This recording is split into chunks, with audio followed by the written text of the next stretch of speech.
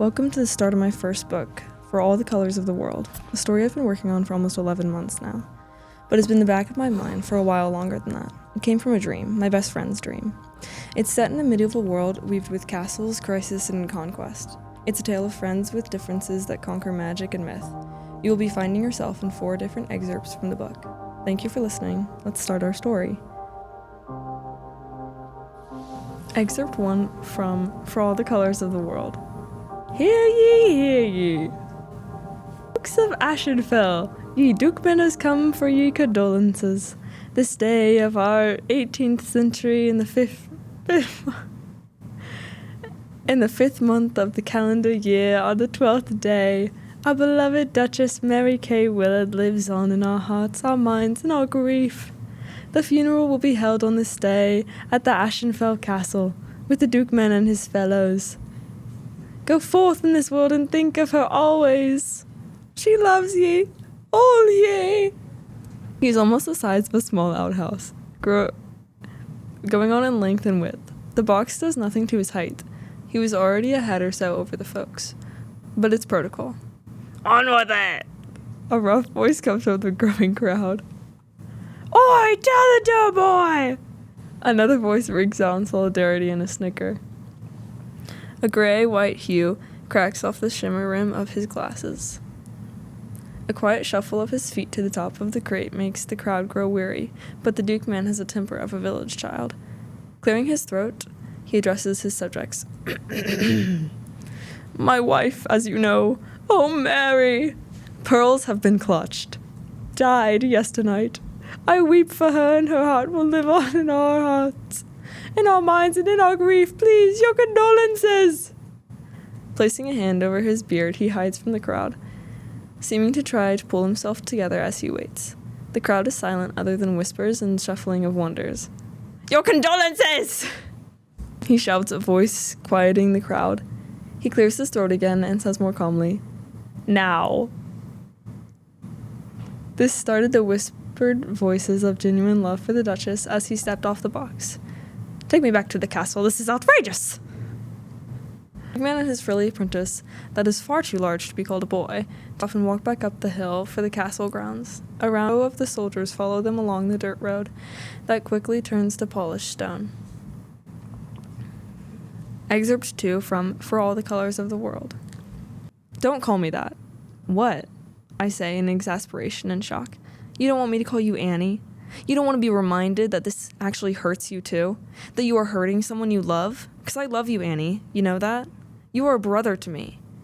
And you are a girl that went down a crippling path, and now you're just a thing and it. What? I'm still a girl. I will always be a girl just because I see you in Lawson. He interrupts, as if it's an insult of shame, and it makes my heart pick up. It's fucking disgusting. That makes my heart explode. That's rude, don't you think? No, I don't. It's how I feel, my opinion on the crime. That's not an opinion, that's hatred and homophobia. Also, fuck you. It's not a crime to love someone else. Just because you don't understand doesn't mean you should look at it with hatred. Where's your humanity? Oh, so you love her? Sure, Anara, sure. You're close friends at best. That's not... I just meant in general. God, the stuttering, I don't give a fuck. Now, if you came to surrender... Otherwise, he waves me off disinterestedly towards the door. I came to talk, to tell you to join us. I don't want to leave you here, Annie. I said don't call me that. Couldn't give a shit. You're my friend. No, I'm not. Yes, you are. Have you forgotten the last 3 years? We would meet and talk in the flower bed daily, classes, girls. I would talk about girls. You would talk about guys, not... He makes a face, knowing he detests the thought. Girls. We used to sneak lunches sometimes up to the tower and watch the village down the hill. We'd be up there till the stars came out. The sky reminded me that we were breaking the rules, but we were free. Nothing mattered up there. You were always looking at me. Said we'd change the world. Shut up, okay? What is so wrong with trying to remember my best friend? I try to understand him as he shakes his head. The grip on his hilt tightens. Do it, Annie. Kill me. You couldn't if you wanted to. I smile in frustration at his silence. You are the biggest coward. You always have been. That's your biggest flaw. You're a coward. I mean, am I absolutely nothing to you? Really? You fucking liar. All the shit we've been through and you pull this? What is your problem? What in the world were you thinking? So if you're gonna kill me, do it. Don't be a coward anymore. I'm the enemy, aren't I? I am here and waiting. Follow through. You can do it. I'll let you. It's my fault anyway. I started this, so end it. So end me. I yell with a frustrated attempt at anger. Come on! I shout at him and bang my sword against the stone behind my feet. 1, 2. Kill me! I am nothing, Annie. I am nothing. I can't save everyone I can, and it's all your fault. You turned on me. You told me we are nothing. So do it. Stop being a coward. Nora. His voice oddly soft, which pisses me the fuck off. You idiot! You don't get to do that. You don't get to be soft. You are not a good guy. You sought out to end Katana and you killed Jesse. You killed them. They are dead and gone. And it's because of you. I pointed sharply at him. You are a fucking idiot and a coward and you will never stop us. I have places to be. You don't care, do you? People are dying. People who don't have to die are dying. You don't get that. No, you don't. Wake up, Annie. What if your friends were dying? Michael and the blonde one? Shane? Shane. What if Shane had died, huh? You'd be just as mad as I am. You and your fucked up retards aren't human. He dejects. This statement makes me stare at him. My mouth opens and closes again with a quiet breath. There's no kindness left in his eyes, just the red, blinding hatred he created for me. I shift away from him. His stance is firm. My friend really is gone. Yes, they are, every single one of them, you backstabbing, cucked-fucked prick. I stare at him, my vision growing red.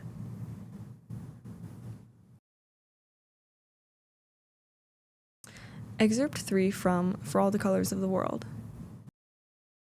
What are you doing? I can save everyone, why wouldn't I?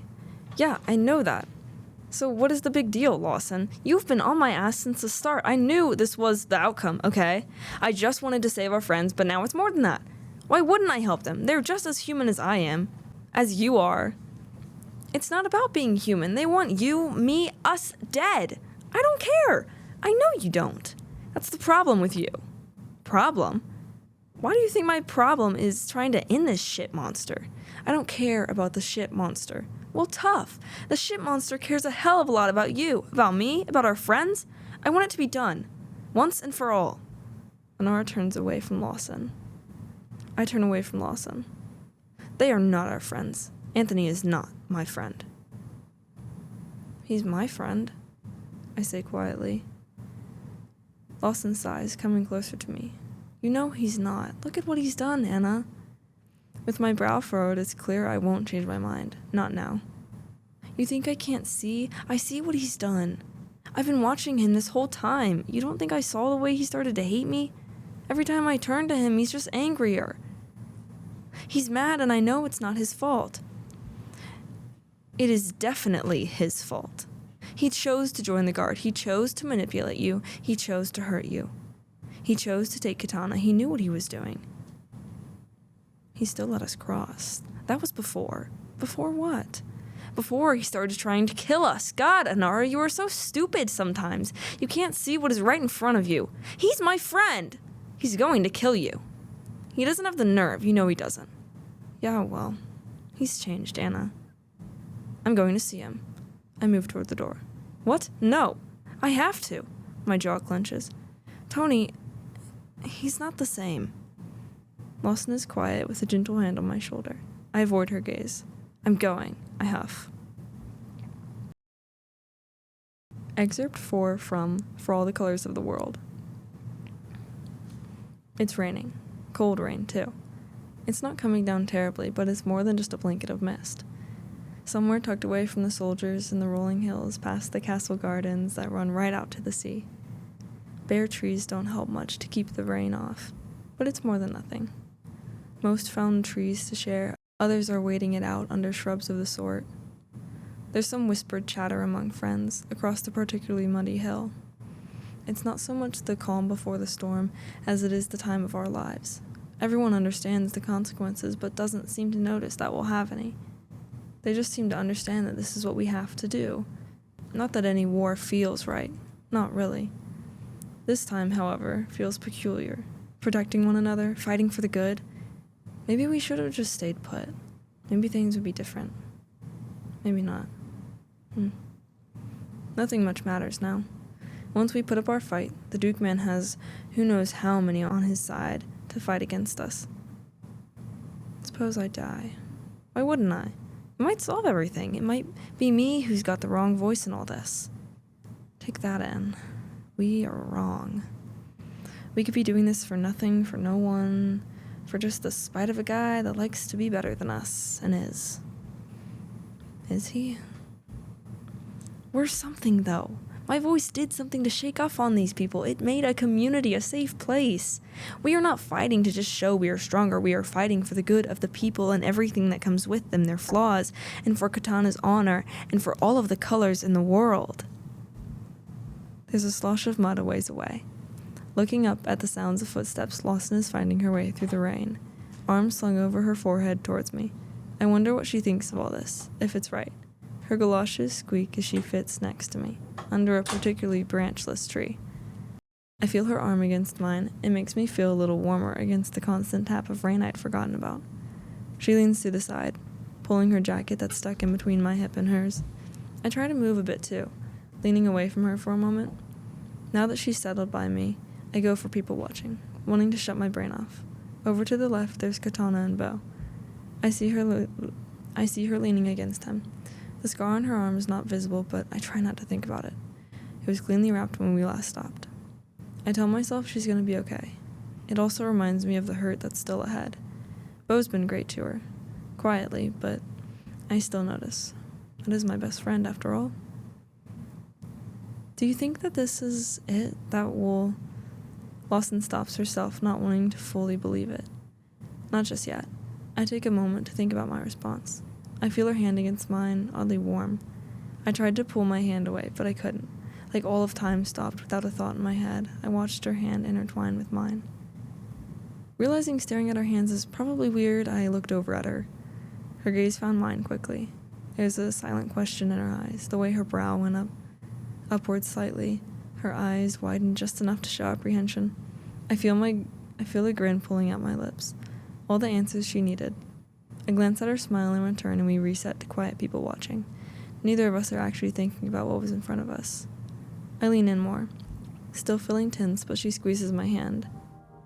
Hesitation washes over me as I lean my head on her shoulder. Lawson tenses for a moment again, but relaxes and shifts closer. I notice my heart beat against my chest. Maybe waiting out the rain won't be so bad.